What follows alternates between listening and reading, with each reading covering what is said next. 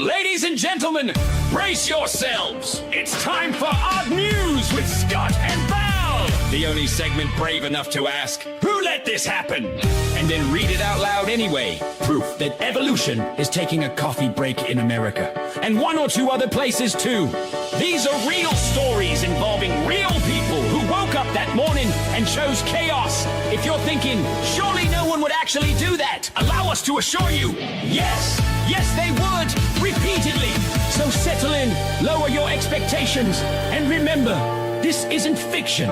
It's humanity, unsupervised, on Odd News with Scott and Val. You know, when Nigel says lower your expectations, it always like rings in my head. It's like, I bet a lot of people do that when they tune into this show. You know, don't you think? Yeah, lower your standards and expectations.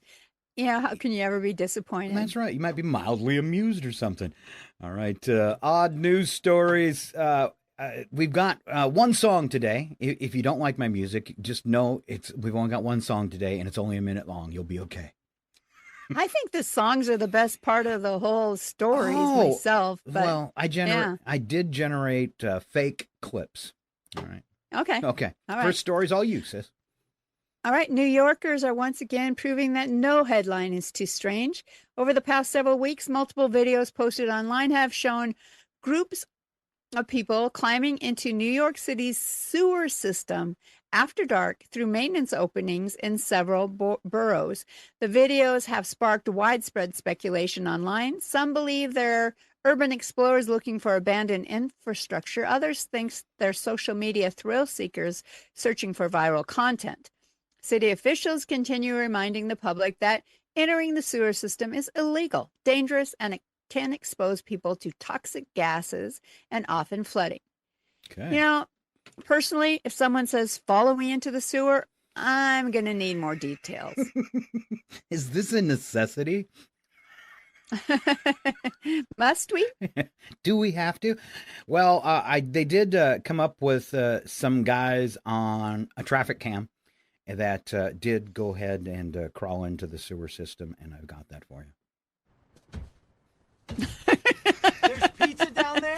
Oh, the teenage Yeah, but it's Ninja a different kind of pizza. All right, one more time. There's pizza down there? Yeah, but it's a different kind of pizza.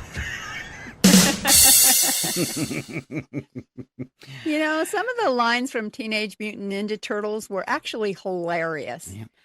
I just said, give me some Ninja Turtles, and boy, it's the Ninja. They gave me the real ones. I don't even know if that was a legal AI move on their part, but yeah. All right. A duck named Merlin has unexpectedly become one of the biggest stars surrounding this year's international soccer festivals in Mexico. Feathered celebrities repeatedly wandered onto practice fields, appeared near television broadcasts, and casually mingled with players, journalists, fans, and even Mexican actors. So he's became quite popular. Photos and videos of Merlin have spread rapidly across social media, turning the duck into an unlikely mascot for the tournament.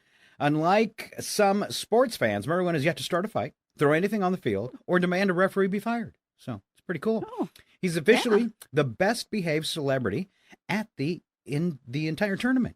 And I paid an homage to a duck.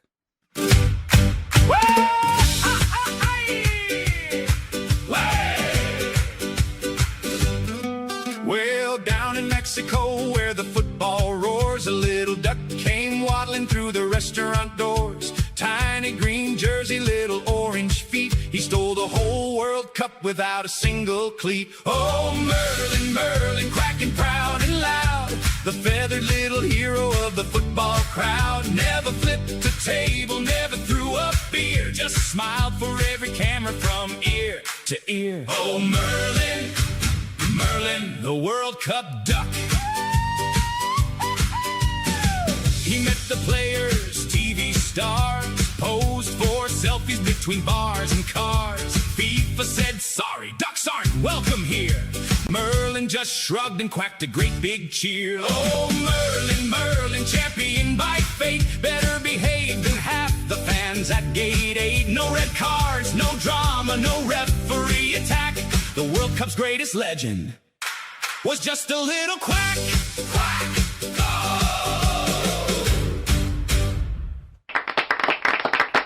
There you go. Homage to Merlin the Duck. And Val talks about ponies. Oh, I like ponies. I know. Residents at an apartment building in Croatia recently welcomed an unusual temporary neighbor after a 1-month-old pony named Mila moved into a fourth-floor apartment while recovering from health problems. The pony's owner explained that carrying the young animal upstairs was the safest way to provide around-the-clock care until it regained its strength. Neighbors reportedly embraced the unusual arrangement, frequently stopping by to check on their newest resident. The little horse is expected to return to the countryside once fully recovered. Try explaining that to the landlord. No pets. It's technically livestock.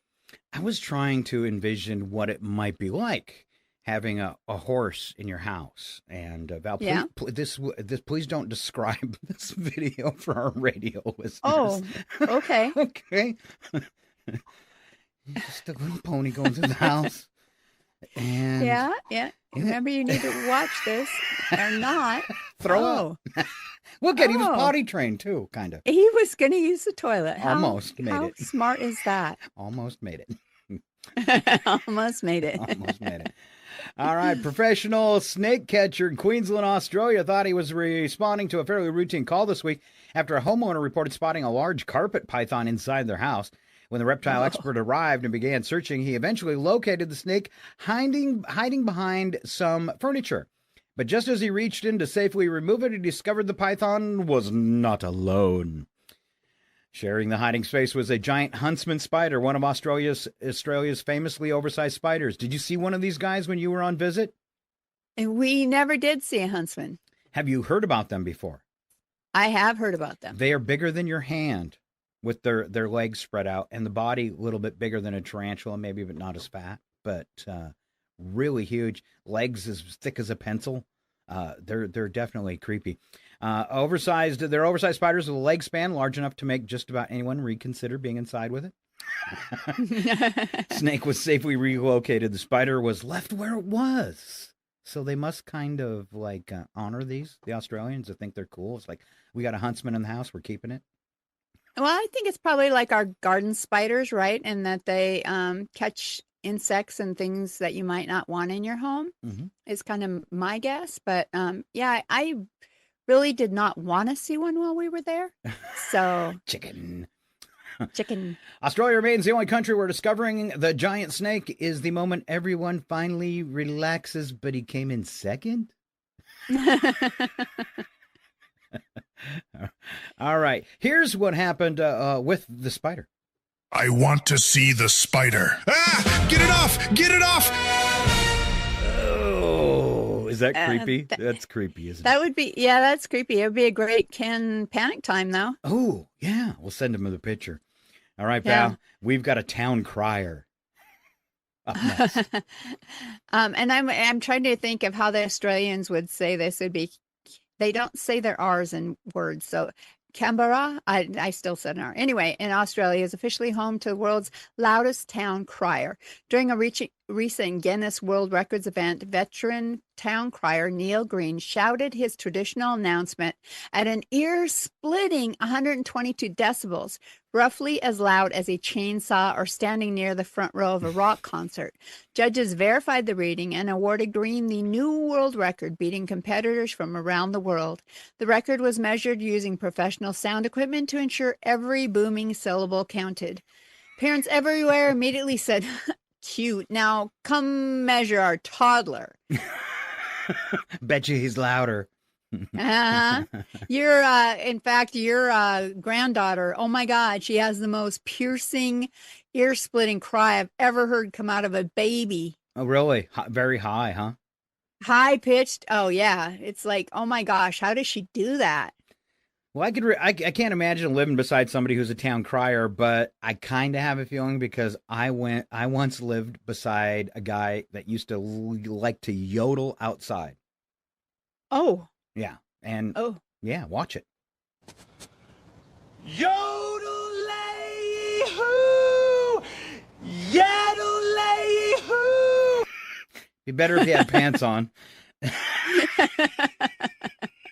Out in his front yard in his underwear, yodeling. Yes. All right. I think it's me. Australian Border Force officers announced one of the country's... These 3 stories in a row from Australia. Sorry. I see that. Yeah. One of the country's largest insect smuggling busts. Insect smuggling bust after intercepting a shipment containing more than 100,000 live cockroaches, beetles, and other exotic insects. Investigators say the bugs were allegedly being imported illegally for collectors in the growing exotic pet market. Many of the insects are a protected species, and officials say introducing them to Australia's ecosystem would have been devastating environmentally. Authorities seized the shipment before any insects could be distributed. So imagine explaining to your spouse about selling illegal cockroaches. Hey, the cockroaches aren't because I'm a bad housekeeper. They're an investment. So that made me envision like drug dealers selling cockroaches in an alley. And Val, you got to really look at the cockroaches in the bag, okay? Okay. All right. And if you're watching, you got to really look at these cockroaches because they're awesome. I got the stuff, man.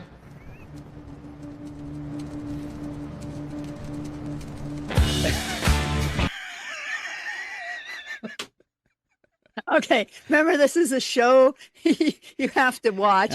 Really, I'm you gonna do it have one to more time. tune in and watch that one. Yes, yes. I was really I got the stuff, man.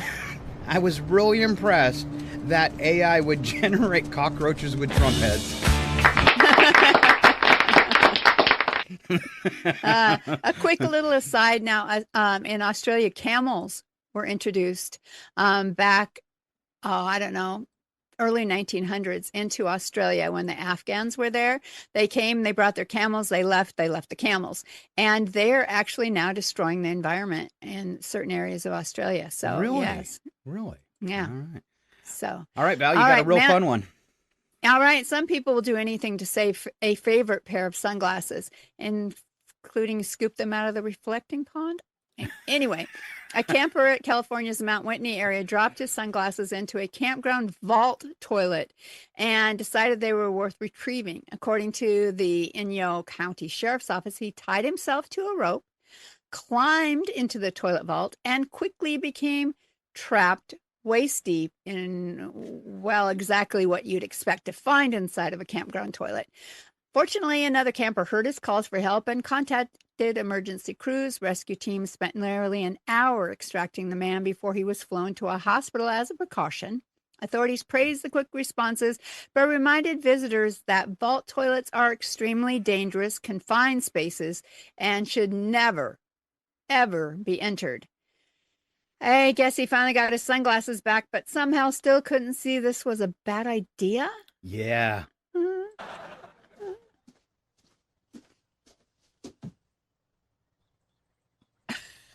Please don't sit down.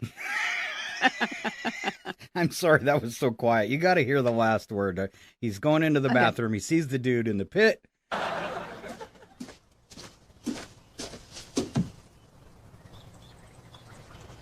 Please don't sit down. Ow, that's loud. Oh. I think that was the best one. All right. Last story here. 1 year ago today, police spent hours chasing a mountain lion. 1 year ago this week, police officers, wildlife officials, and concerned residents in a small English town sprang into action after multiple 911-style calls reported a mountain lion stalking the neighborhood. Authorities warned residents to stay indoors while specially trained officers searched the area. Armed response teams, drones, wildlife experts brought in to locate the dangerous predator. After hours of searching, they finally found the suspect. Very overweight suspect, which happened to be a Maine Coon cat. The terrifying apex predator had the entire town hiding indoors. It turned out to be something extremely fluffy. Well, although large, not terrifying. Officials admitted that from a distance, especially in fading light, the cat looked remarkably like a wild cougar. The owner eventually came forward to collect the cat, reportedly seemed completely unconcerned that they had caused a town-wide panic. Good job. Some cats knock things off kitchen counters. This one shut down an entire neighborhood. Pretty impressive. Pretty impressive. I think the cat has since declined all interview requests, claiming it is lying low. Lion low. Lying low. Have you ever seen a Maine Coon cat? I have. All right. And just in case you haven't, we'll go ahead and share this on the clip. I think we've definitely got the culprit here, as you can see. Is that one big cat? Look at him on the size. He's going to use the toilet in this one. And he's bigger than the toilet. I mean, and with the lady carrying him, that is just totally impressive. This cat is, what would you say, bigger than her torso? Yeah, I'd like to know if that's AI. It is. I mean, that's a huge cat. It is not. Go look up Maine Coon cats. They are. Oh my gosh. They can't. No, some of them. It just depends, whether they're purebred or not.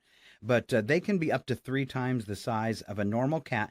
Then plus they've got 4-inch hair, so it makes them look. But they Even are larger? They are the most docile cat breed as well for being so. Yeah, that's a huge cat. That's the size of a medium-sized dog. It is.